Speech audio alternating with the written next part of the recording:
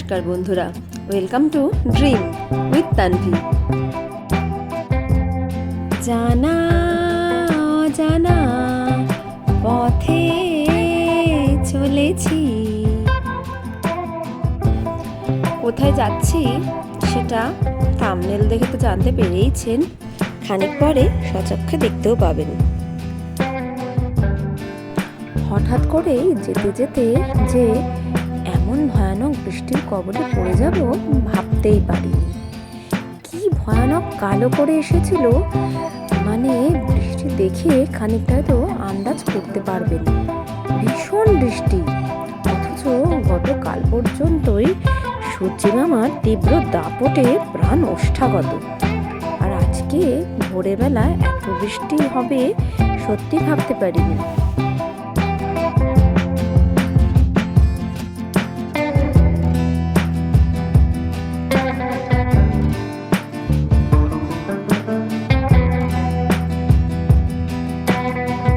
অনেক ভোরবেলা বেরিয়েছি, মানে 5টার পরপরই প্রায় বেরিয়েছি, তাই খিদে পেয়ে গেছে।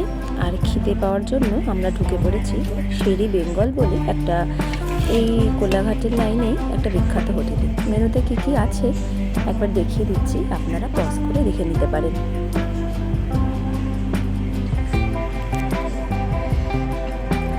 আমরা সাধারণত শেরি পাঞ্জাবে খেয়ে অভ্যস্ত, তবে এই হোটেলটায় অনেক আগে দু একবার এসেছিলাম। খুব একটা ভালো পরিষেবা পাইনি বলে এটাতে আর আসতে ইচ্ছা করে না। তবে এবার আবার ঢুকলাম, তবে এবারটা বেশ ভালোই লাগলো।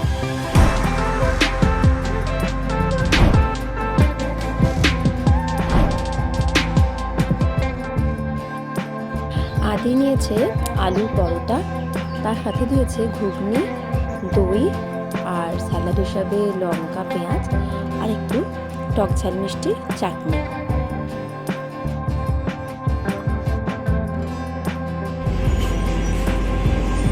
খাওয়া দাওয়া কমপ্লিট। আদি আবার কিছুটা খেতে পারেনি, সেটা পার্সেলও করা হয়েছে। এই যে আদি। এখন আমরা দাঁড়িয়েছি ডাব খেতে। যা গরম পড়েছে, তাতে ঠান্ডা হাওয়ার এর থেকে ভালো অস্ত্র আর বোধহয় নেই। আর খুব বেশি পথ বাকি নেই, কিছুটা গেলেই আমরা পৌঁছে যাব দীঘা। আর এই যে পৌঁছেও গেছি দীঘা। কথা বলতে বলতে এসেই আপনাদের রুম ট্যুরটা দিয়ে দিই। বেডের সাইজটা মোটামুটি ঠিকঠাক। পাশে রয়েছে একটা সোফা আর টেবিল, যদিও এটাকে আমরা পরে ডাইনিং টেবিল বানিয়ে নিয়েছি। আর এখানে দেখতে পাচ্ছেন একটা ছোটো রেফ্রিজারেটর আছে।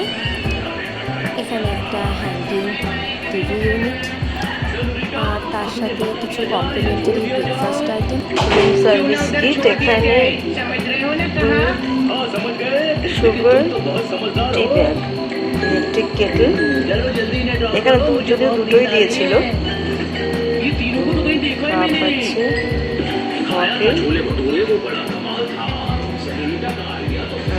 এখানে হচ্ছে কাবার্ড, আর এটাও ওয়াশরুম।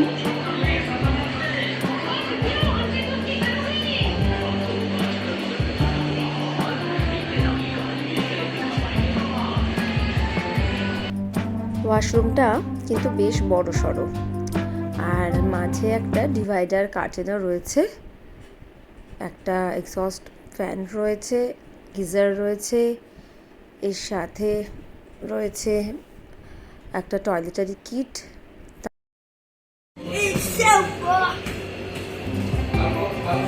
এই জাস্ট চা বানানো হলো, চা বানিয়ে 2 কাপ চা বানিয়েছি। এখানকার সমস্ত কিটগুলো ইউজ করে চা বানানো হয়েছে।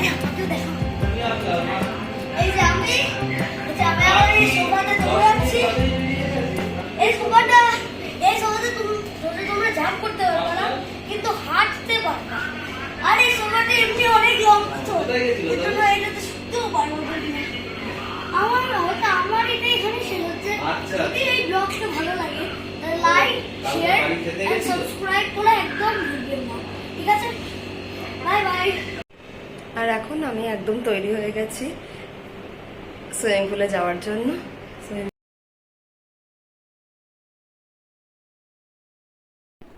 প্রায় ঘন্টা দুয়েক সুইমিং পুলে ঝাপাঝাপি করার পরে এতই খিদে পেয়েছে যে আমি আর সুইমিং পুলে কিছুই শ্যুট করিনি, যে চলে এসেছি পুরোপুরি এখানে খাবার হোটেলে। এই হোটেলটায় আমরা যতবার দীঘা গেছি অধিকাংশবার এখানেই খাওয়া দাওয়া করেছি। হোটেলটার নাম হলো নিমন্ত্রণ। আর এত সুন্দর সাজিয়ে গুছিয়ে ওরা খেতে দেয়, রান্নার কোয়ালিটিও এত ভালো যে এখানে অন্য কোথাও খেলেও এখানে না খেলে আমাদের মন ভরে না। এই রেস্টুরেন্টটার নাম আমি নিচে ডিসক্রিপশন বক্সে দিয়ে দেবো। যদি চান কখনো দীঘায় আসেন একবার টেস্ট করে দেখতে পারেন, আশা করছি নিরাশ হবেন না।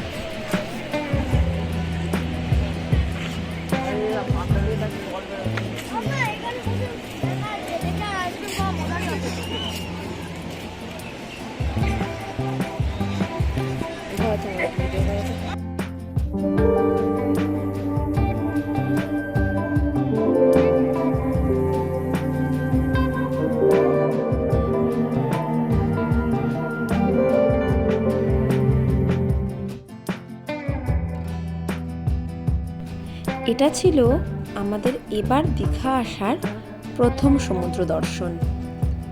জানি না কেন প্রথমবার সমুদ্র দর্শনটা প্রত্যেকবারই প্রথম সমুদ্র দর্শনের অভিজ্ঞতাকে মনে করিয়ে দেয়। এটা বেশ অতুলনীয়।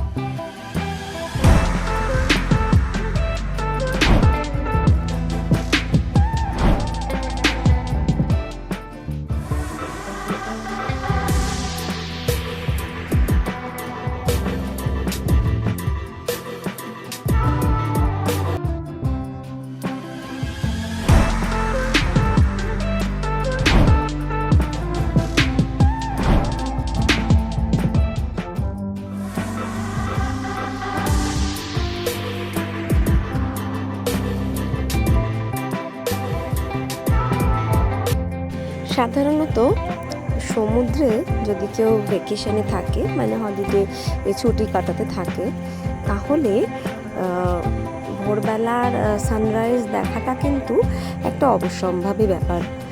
তবে আমরা এতবার দীঘা এসেছি, আমরা কিন্তু কখনোই সানরাইজটা দেখে উঠতে পারিনি। তার কারণ আদি এবার দেখাবে শঙ্করপুর। হাই আদি। হ্যাঁ হাই আদি। হ্যাঁ হাই। তুমি কি শঙ্করপুরটা তো দেখাবা? আমি দেখানোর ইচ্ছা আছে। চলো লেটস স্টার্ট।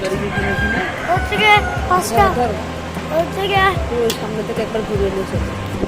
আমি শঙ্করপুর দেখাতে যাচ্ছি, তাতে আর এই যে আপনি এখানে দেখতে পাবেন, ওই দেখুন সমুদ্র আছে, ওই যে সমুদ্র আছে এখানে। আর এই যে মা আছে, বাবা আছে, জয়ের আঙ্কেল,